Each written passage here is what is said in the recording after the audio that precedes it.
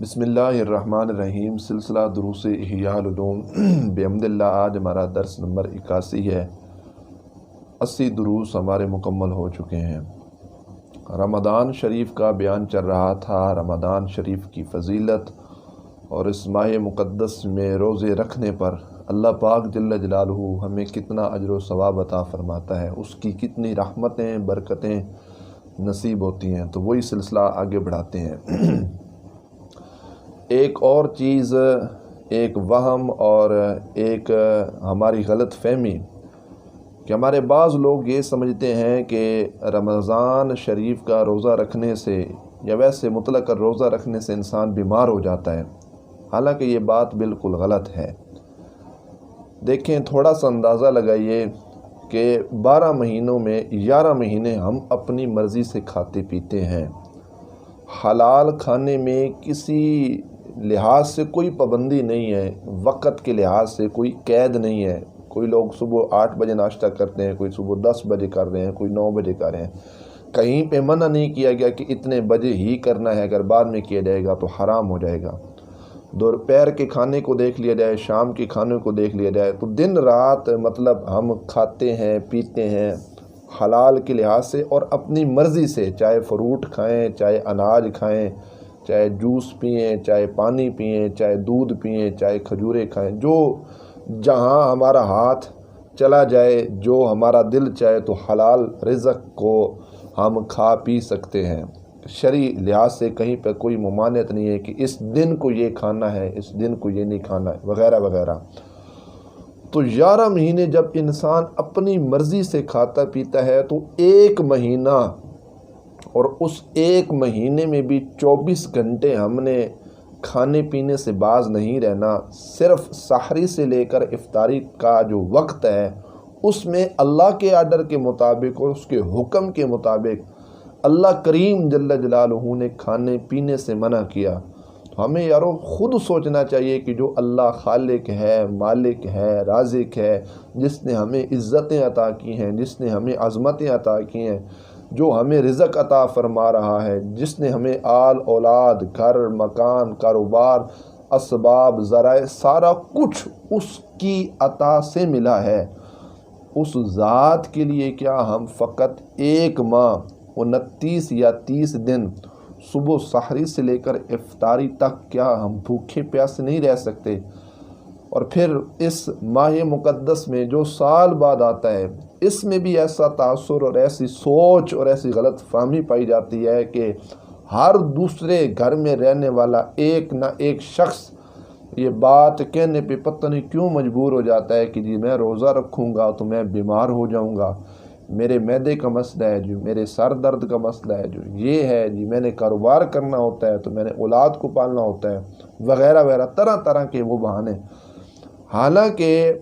جہاں پہ انسان کی اپنی مجبوریاں، غم و خوشی کے مواقع، انسان ایک ہفتہ گھر میں بیٹھ جاتا ہے اور ایک ہفتہ کا وہ ساز و سامان اسباب پہلے سے اکٹھا کر کے گھر میں جمع کر لیتا ہے۔ کوئی شخص اگر اس کو زیادہ ہی تکلیف ہوتی ہے کہ وہ ماہ مقدس میں مزدوری کرنے سے اس کا جسم تھک جاتا ہے، اس کو پیاس لگتی ہے، تو کیا 11 ماہ میں وہ اتنا تھوڑا تھوڑا کما کر ایک ماہ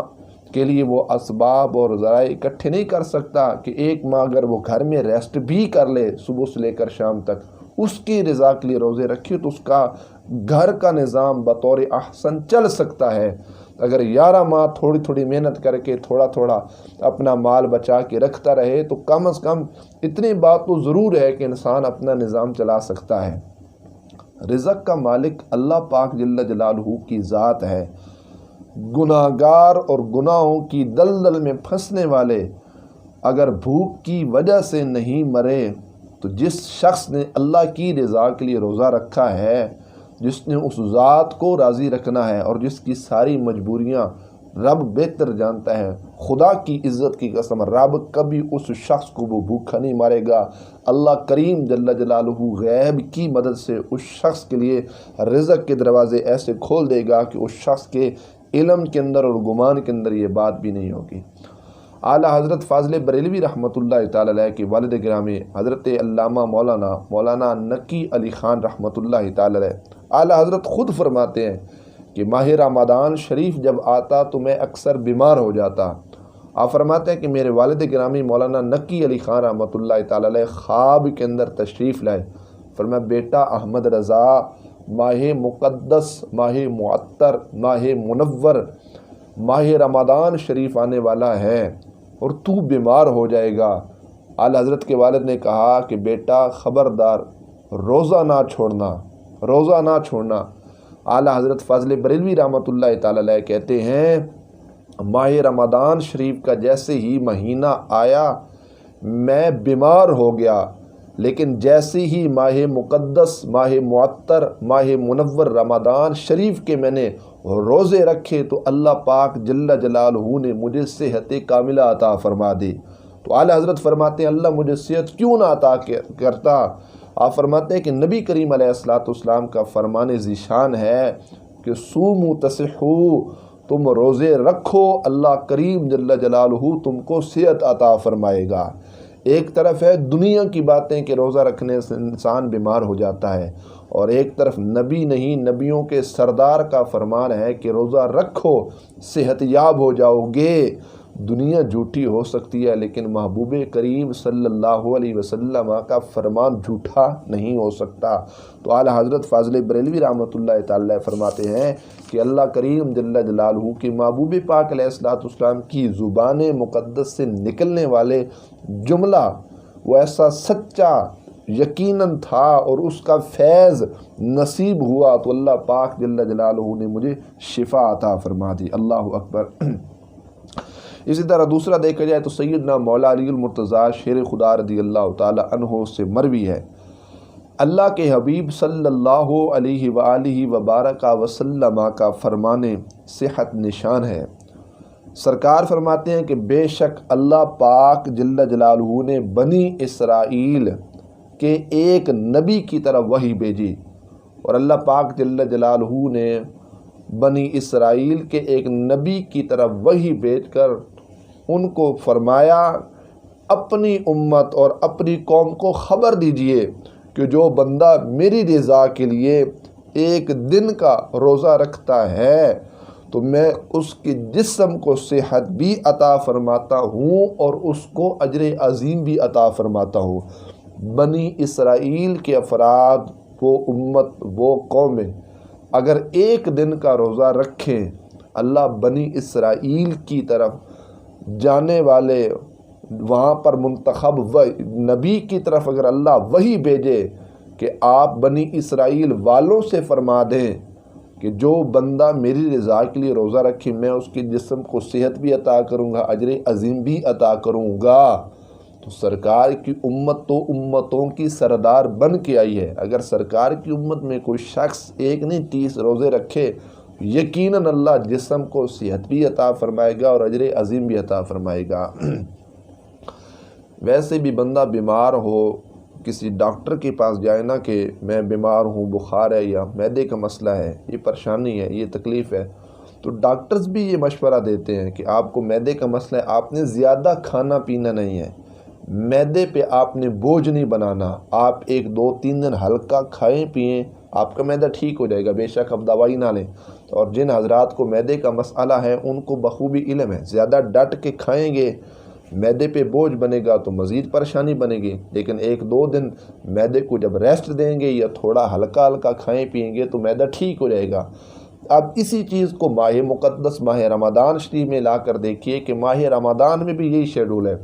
سحری کے وقت ہلکی پھلکی غذا ہم نے کھانی ہوتی ہے، پھر دن کے وقت معدے کو ریسٹ مل جاتی ہے، پھر شام کو پانی کا زیادہ استعمال اور اس کے ساتھ تھوڑی بہت غذا جو ہمارے مقدر و نصیب میں ہوتی ہے ہم نے وہ کھانی ہوتی ہے۔ تو پھر معدہ کیسے خراب ہو سکتا ہے؟ معدہ خراب تو تب ہوتا ہے جب زیادہ کھایا پیا جائے۔ یہ تو عام انسان ہر شخص اس بات کا اندازہ لگا سکتا ہے کہ روزہ انسان کو بیمار نہیں کرتا، اللہ کے فضل اس کی عطا سے روزہ تو انسان کو صحت یابی عطا فرماتا ہے۔ پھر صرف ہم نہیں کہ صرف مسلمانوں کا طرز نہیں، غیر مسلک اور بیرون ممالک کے افراد اور پروفیسرز حضرات جو پڑھے لکھے ہیں، سائنسدان، انہوں نے بھی تحقیقات کی ہیں، تو وہ یہ کہتے ہیں کہ اس معدے کو جتنی دیر زیادہ اس کو جتنا خالی رکھا جائے، ہلکا کھایا پیا جائے، تھوڑی غذا اس کے اندر ڈالی جائے تو معدہ جو ہے وہ ٹھیک ہو جاتا ہے۔ آکسفورڈ یونیورسٹی کا پروفیسر ہے مور پالڈ، اس کا نام ہے، وہ کہتے ہیں میں اسلامی علوم پڑھ رہا تھا۔ آکسفورڈ یونیورسٹی کا مور پالڈ پروفیسر کہتے ہیں کہ میں اسلامی علوم پڑھ رہا تھا، کہتے جیسے ہی میں نے اسلامی علوم پڑھے نا، میں حیران ہو کر رہ گیا کہ اسلام اپنے ماننے والوں کو اتنا عظیم نسخہ اسلام نے عطا کیا ہے۔ وہ نسخہ کیا ہے؟ کہتے ہیں کہ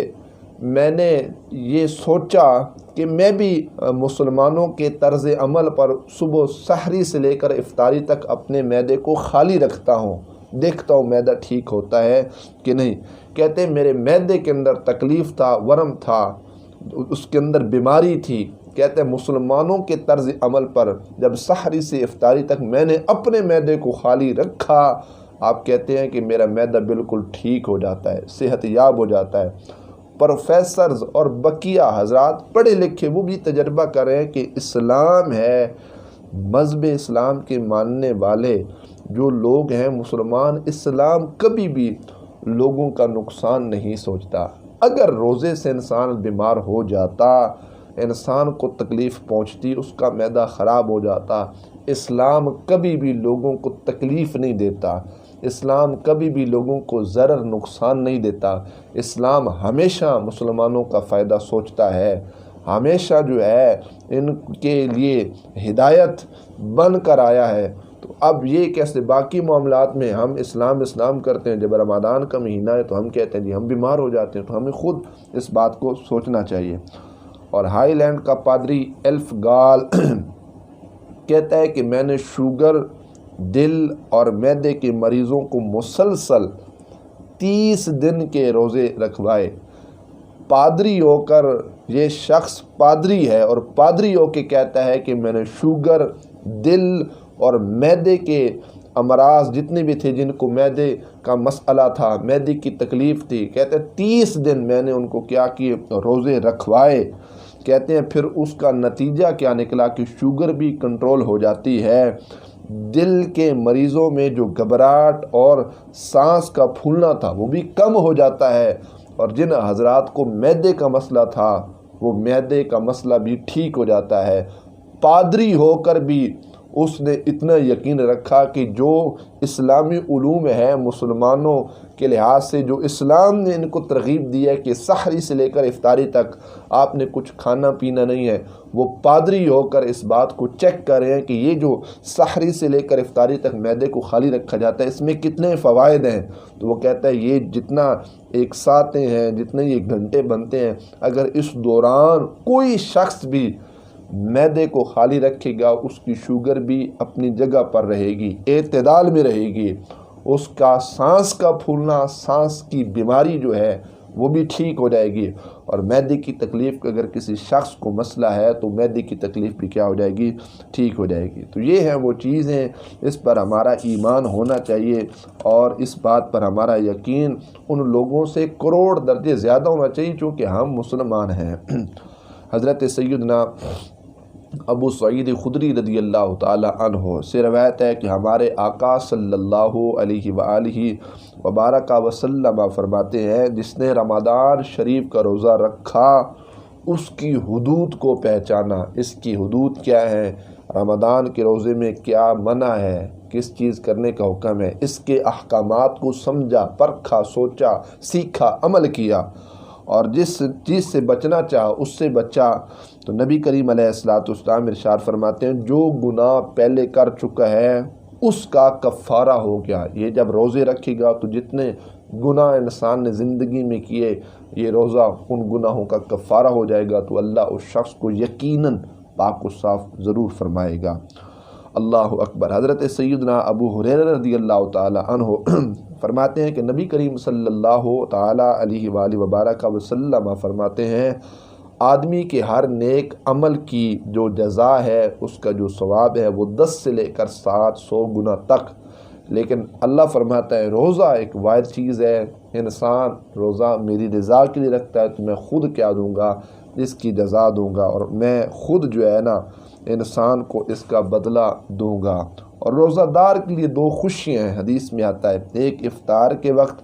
اور ایک اپنے رب سے یقیناً افطار کے وقت بڑی خوشی، انسان کا ایمان تازہ تو ویسے بھی ہوتا ہے، لیکن اس وقت ایک کیفیت بدل جاتی ہے، انتہا درجے کی انسان کو خوشی محسوس ہو رہی ہوتی ہے۔ اور ایک خوشی تو اس وقت ہوتی ہے، اور دوسری خوشی جب وہ اللہ پاک جل جلالہ سے کیا کرے گا، ملاقات کرے گا۔ اللہ اکبر۔ تو اللہ سے ملاقات کے وقت بھی انسان مسلمانوں کی خوشی کا ایک نیا ہی عالم ہوگا۔ اللہ اکبر۔ اسی طرح مزید دیکھا جائے تو سیدنا سلمہ بن کیسر رضی اللہ تعالی عنہ سے مروی ہے، آپ فرماتے ہیں کہ نبی کریم صلی اللہ تعالی علیہ وآلہ وبارک وسلم کا فرمان ذیشان کہ جس نے ایک دن کا روزہ اللہ کریم جل جلالہ کی رضا کے حصول کے لیے رکھا کہ میں آج روزہ رکھ رہا ہوں، میرے اس روزے سے اللہ پاک جل جلالہ مجھ پر راضی ہو جائے، یہ نیت پائی گئی، تو اسے جہنم سے اتنا دور کر دیا جائے گا جتنا ایک کوا اپنے بچپن سے اڑنا شروع کرے یہاں تک کہ بوڑھا ہو کر مر جائے، اتنا اس شخص کو جہنم سے دور کر دیا جائے گا۔ اب ایک کوا بچپن سے لے کر اڑنا شروع کر دے یہاں تک کہ بوڑھا ہو کر مر جائے تو کوا اس کی عمر کتنی ہے؟ تو علماء نے اپنی کتب میں لکھا کوے کی عمر 500 سال تک ہوتی ہے، 5 صدیاں کوا جو ہے وہ زندہ رہ سکتا ہے، اتنی اس کی عمر ہوتی ہے۔ بہرکیف رضائے الہی اللہ پاک جل جلالہ کی رضا کے حصول کے لیے اگر یہ کام کیا جائے تو اس میں انسان کے لیے بہت زیادہ فیوز و برکات ہیں۔ اللہ تعالیٰ جل جلالہ عمل کی توفیق عطا فرمائے۔ وآخر دعوانا ان الحمد للہ تعالی رب العالمین۔